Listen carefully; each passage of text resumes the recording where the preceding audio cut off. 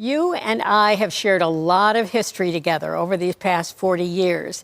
And over the next week, working with the very talented editor Dan Holland, I'd like to show you some of those moments, some of my favorite stories, some of the sports stories I've covered, the celebrities I've interviewed, and more. So let's begin tonight with some of the biggest stories in Western New York that you and I have seen together. I want to update you now on the breaking news that we are following tonight from Clarence Center.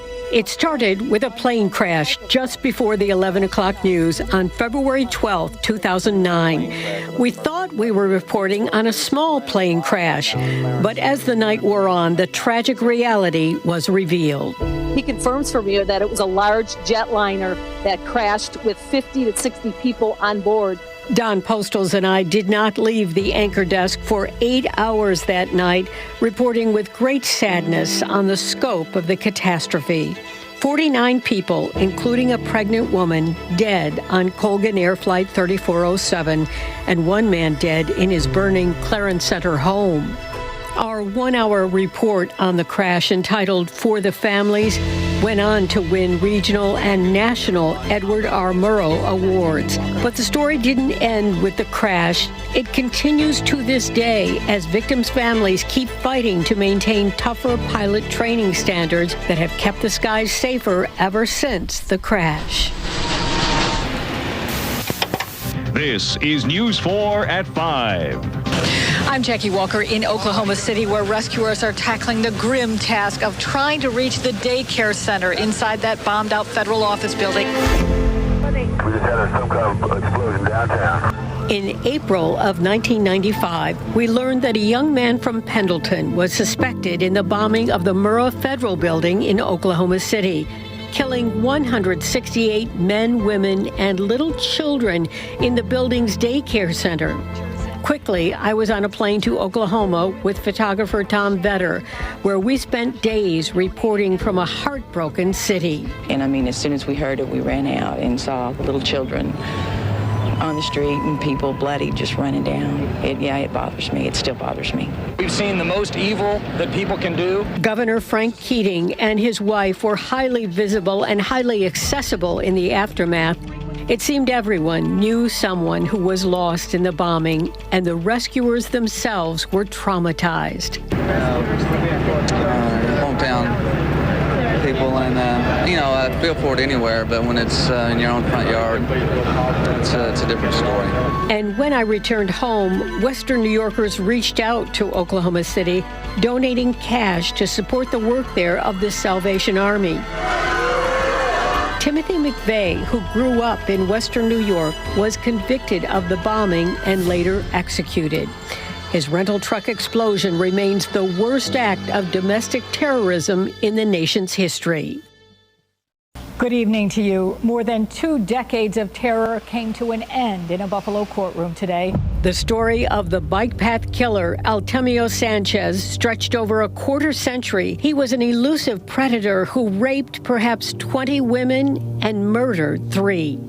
Whatever sentence I get today, I deserve. A wide-ranging investigation by a task force of law enforcers finally brought Artemio Sanchez to justice in 2007. It is this court's intention that you never see freedom again. After sentencing Sanchez to the maximum, 75 years to life behind bars, State Supreme Court Justice Christopher Burns granted me a rare private interview because he wanted to allay the long-held fear in this community. Did you look at him as you were pronouncing sentence? I did. What did you see there? I saw a realization of a man that will not be free to walk the streets again. And he was right. Artemio Sanchez, the bike path killer, died by apparent suicide while serving his prison term. A lot of the patrons watched in horror as the twister came their way. Weather has always thundered its way to the top of the list of big stories I've covered, including the floods that wiped away homes at Hoover Beach. And the blizzard of '85, the infamous six-pack blizzard. And here's the problem. I'm standing in the middle of Elmwood Avenue. A city plow has cleared one lane here, but they'll never get the whole road clear as long as there are cars like this stuck right in the middle of the road. It's tough. You know, here we're trying to clear North Fillmore here at Martin Luther King, and people are coming in and out like it's a summer afternoon, and we just can't have that. I'll never forget touring the snow-covered Buffalo streets with Mayor Jimmy Griffin as he oversaw the plowing effort with Parks Commissioner Bob Delano at the wheel.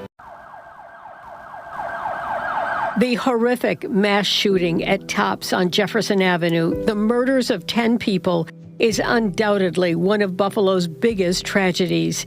It brought me into the anchor desk for hours during that jarring Saturday. We're coming together because this is a terrible, terrible event to happen in our city. And we were all there in the days beyond as the president, the vice president, and numerous leading figures traveled here to pay respects and lend a hand.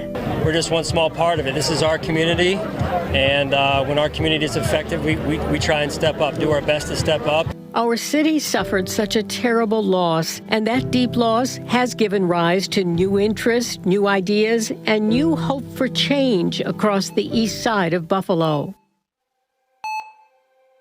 In my 45-year news career, no story has been bigger, longer, more influential, or more life-changing than the COVID-19 pandemic. Researchers at the University at Buffalo say the Omicron variant has now been detected here in Erie County. More than 1 million Americans died, and virtually everything in our lives has changed in some way. Schools, businesses, family life, media, travel, healthcare. The Brothers of Mercy nursing home in Clarence began the second round of shots today. And COVID changed my life dramatically. I had planned to retire in 2020, just before the pandemic, but once it began to unfold and the fear began to set in, I felt a great responsibility to deliver vital information to our community. I'll always remember the loneliness of working nights in an empty newsroom as we all limited our human contact.